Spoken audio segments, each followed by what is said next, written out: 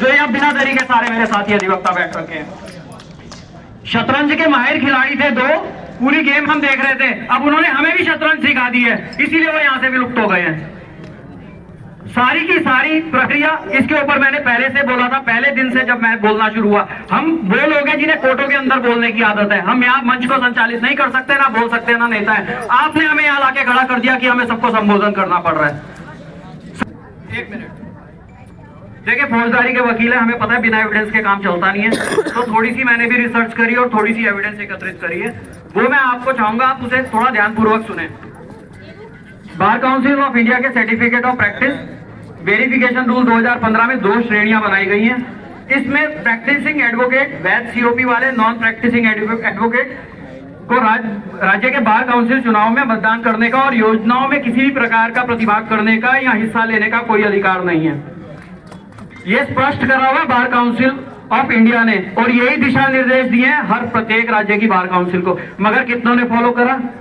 मैंने पूर्व में भी ये बात रखी थी कि टाइम्स ऑफ इंडिया का आर्काइव था 25 जून 2016 का, उसमें कंडवाल जी ने ये बोला था मेरे पास जो है 2500 से 2700 जो है प्रतिवेदन आए हैं और उनमें 1200 जो है उन्होंने ओके करके भेज दिया आगे। चलिए, ये तो हमारी बार की होगी, हमें समझ में आती है। उसके बाद बार काउंसिल ऑफ इंडिया ने एक वेरिफिकेशन कमेटी बनाई जिसमें श्रीमान चंद्रशेखर जी तिवारी जी को उसमें मेंबर बनाया, और उन्होंने ये बोला कि उनके पास उस तथाकथित समय 10,500 आवेदन आए, जिनमें से पार्थ 6500 थे। ये बात क्लियर है आप लोगों को? अब जब मैंने ये बात पिछले भाषण देते टाइम में बोली थी, तो उन्होंने एक स्पष्टीकरण के रूप में मेरे को मेरे फेसबुक पे मैसेज करा, वो भी मैं पढ़ देता हूं आपको, आप अचंभित होंगे वो सुन के। 10 साल के अंतराल के बाद वेरिफिकेशन कमेटी का मेंबर क्या मैसेज लिखता है। उन्होंने लिखा, उत्तराखंड बार काउंसिल में करेंटली जो है 5824 सीओपी वाले अधिवक्ता है, ध्यान रखना 5824। और यहाँ वोट डालने कितने आते हैं बिल जी, आप बताएंगे जरा? तो यानी कि सारे वकील उत्तराखंड के यहीं देहरादून की बार के अंदर हैं। और उन्होंने बोला उनके पास एप्लीकेशन कितनी आई? 8556।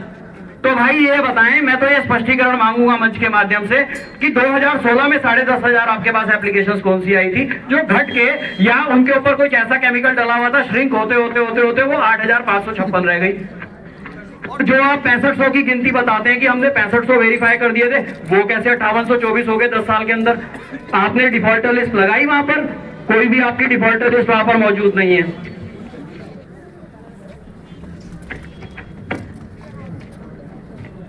अब मैं आपको एक और चीज से रूबरू करवाता हूं।